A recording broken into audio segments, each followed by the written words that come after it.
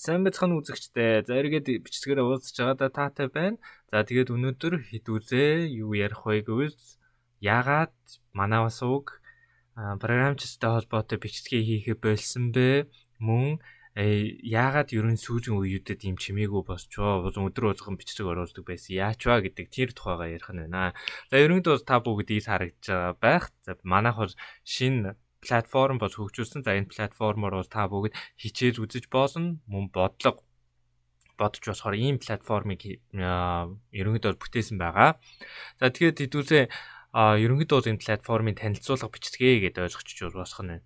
За бид нар бол ямар мотивацаар ямар юмны үндсэн дээрээс бид нэр энэ зүйлийг хийж байгаа вэ гэвэл ерөн сүүлийн үедэд гараад байгаа энэ боловсролын тэгш бус байдал тодорхой хэмжээнд боломжгүй айрын хүүхдүүд бол боломжтой айрын хүүхдүүдтэй харьцуулахад боловсролч бол сайн авч чадахгүй байна гэдэр гэсэн тэр зүйлүүдийн үндсэн дээр бид нэр энэ санаа орж ирж бас тэр асуудлыг шийдэхин тулд бид нэр явж байгаа. Тийм учраас манай энэ платформыг ашиглах нь бол үнэгүй байгаа шүү гэдгийг хэлэхэд таатай байна. За тэгээд биднэрт бол хамгийн эхлээд бол ерөнхийдөө бол манай энэ платформын танилцуулга ийм зүйлүүд байгаа. За тэгээд химэл оюухан ашиглаад энэ ChatGPT ашиглаад энэ бичсэн зүйлсүүдээ сайжруулсан учраас зарим юм дээр нь утга зүйн алдаатай зүйлс байлээ. Тийм учраас та бүгд ямарваа нэгэн алдаатай зүйл ажиглуул манай энэ бичлэгийн доор заавал бичиж өгөөрэй гэж хүсэж байна. Тэгээд манай ирээдүйд илүү олон хүүхдүүд дүрийг илүү чанартай бүтээгдэхүүнийг хүргэхийн үндсэн дээрээс та бүгд хэрвээ биднэрт тэгж тусчвал маш их баярлнаа. Тэгээд тэр тухайн үе болгонд нь тэр алдаагаа засч явна гэж. За тэгээд ерөнхийдөө бол дараа нь бол мэдээж надтай яаж ерөнхийдөө холбогдох вэ? Тэгээд надтай холбогдсноор ямар давуу тал үүсэх вэ? За ерөнхийдөө миний GitHub-аар орж үзвэл одоохондоо бол би төслүүдээ бол оруулаагүй байгаа. Жижигхэн өөр төслүүд миний хичээлийн даалгавар ч гэдэг юм уу нэ тиймэрхүү зүйлүүд байгаа. За гэхдээ та бүгд миний GitHub-аар орж үзвэл ерөнхийдөө дараачаас би сонирхолтой төслүүдийг бол оруулж явна. За тэгээд миний LinkedIn дээр бас холбогдох боломжтой гэдгийг хэлмээр байна. За тэгээд ерөнхийдөө бол манай Academy ерөнхийдөө бас бүгд зүйлийг үнэгүй байлгахыг хүсэж байгаа учраас мөн үнэгүй байлаа гэд бид нар чинь бас цаана өөрсдөө амьдралтай хүмүүс. Тийм учраас ерөнхийдөө дэмжлэг хүсэж байгаа. Байга хувь хүмүүс болоод байгууллагуудаас тийм учраас хэрвээ боломжтой бол бид нартай холбогдоорой гэж хүсэж байна. За тэгээд энэ дэмжигч болох гэдгийг даруул бол одоохондоо зөвхөн миний мэйл хаяг харагдана. За миний мэйл хаягаар холбогдоод тэгээд ерөнхийдөө дэмжлэг үзүүлэх боломжтой. Энийг ирээдүйд цааш нь үнэгүй байлгахын тулд мөн ирээдүйн цаашдын хөгжүүлэлтийг нь хийхин тулд бол бид нарт мэдээж тодорхой хэмжээний санхүү дэмжлэг хэрэгтэй. Жишээ нь бидний энэ демо платформ бол зөвхөн юу яаж харагдаж байгаа? Netlify гэдэг application Netlify гэдэг платформын ашиглаад ерөнхийдөө энийг бол цацсан. Тэрнээс шууд биднэрт бол ямарваа нэгэн тогтсон extension гэдэр бол байхгүй байгаа. За тэгээд хэдүүлээ платформыг ашиглаж үзцгээе тийм ээ. За хэдүүлээ үнэгүй нэгдэх гэдгийг даръя. За тэгээд ерөнхийдөө бид нарыг дэмжиж бас манай YouTube сувгийг subscribe дараарай манайхаа. Тэгээд энэ дээр даруул бол манаас YouTube сувг руу явна.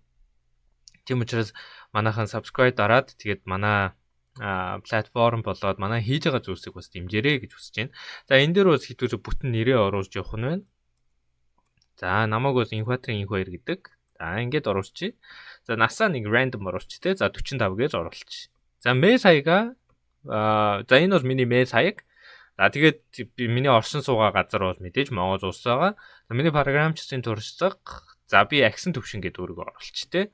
За тэгээд манай платформыг ашиглаж байгаа шалтгаан за та бүгд бол өөрсдийнхөө шалтгааныг бол бичиж болно шүү дээ. Ямар шалтгаантай ашиглаж байгаа. За миний хувьд бол юу гэдэг код бичих чадвараа сайжруулах тий. За энэ бол заавал биш. Гэтэ та бүгд хуваалцахыг хүсч ивэл бидний бас ирээдүйн үйл ажиллагаанд бол хэрэгтэй гэж ойлгож болох нэ. За код бичих чадвараа сайжруулах. За та бүгд ойлгох учраас би энийг заавал үргэлжлүүлж бичих гэдэг юм. За нууцгүй нэг random нууцг оруулчих тий. Түлээ. За ингээд энийг даруул. За бүртгэл амжилттай бол амжилттай, амжилтгүй бол яагаад хаана алдаа гарч ийн вэ гэдгийг бол манай платформ бол хэлж өгөх байгаа. За тэгээд одоо бид нар бол энэ хичээлүүд болоо бодлогууд гэдэг энэ зэсүүд рүү орох боломжтой. За хэдүүлээ бодлогууд руу орвол хэдүүл нь хоёр юм төрөл гарч ирнэ. Нэг нь програмчдын үндсэн дадлага. За энэ бол ерөнхийдөө бол илүү суурь төвчний амархан бодлогууд гэж хэдүүлээ ойлгож байна. За амархан гэх нь суурь төвчний бодлогууд тийм ээ. За хэдүүлээ энэ дээр дарж үзвэл бас одоо RGB гэдэг Spoj гэдэг сайтн дээр байдаг бодлогууд байгаа. За тэгээд энэ бодлогууд руу хэдүүлээ дараад үзвэл энэ дээр тайлбар нь байгаа.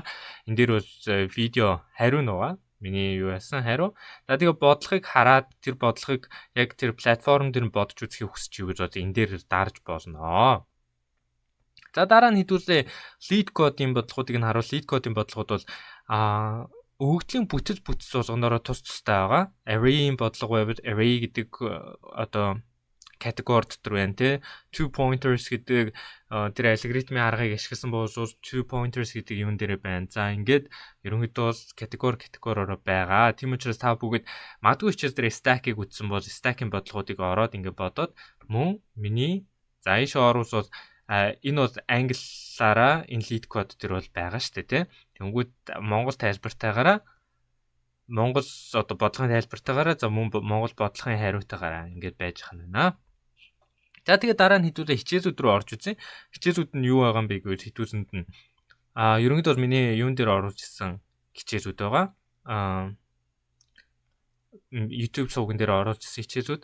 За тэгээд энэ бол програмчид үндсэн суурь ойлголцоо. За энэ ойлголцуудаа үзчихэд тэгээд дараа нь бодлого руу ороод бодлогоо бодож илүү баталгаажуулах боломжтой шүү дээ. Тэгээ өөрсдийнхөө мэдлэгийг. За ирэмцэг алгоритм бол мэдээж тодорхой хэмжээнд бол суурь одоо юмаа мэдж байгаа. Ер нь нэлээд дэжгүй болсон тийм хүмүүст бол зориулсан тийм зүйл байгаа. За хэдүүл одоо merge sort руу нэг ороод үзье л та тий.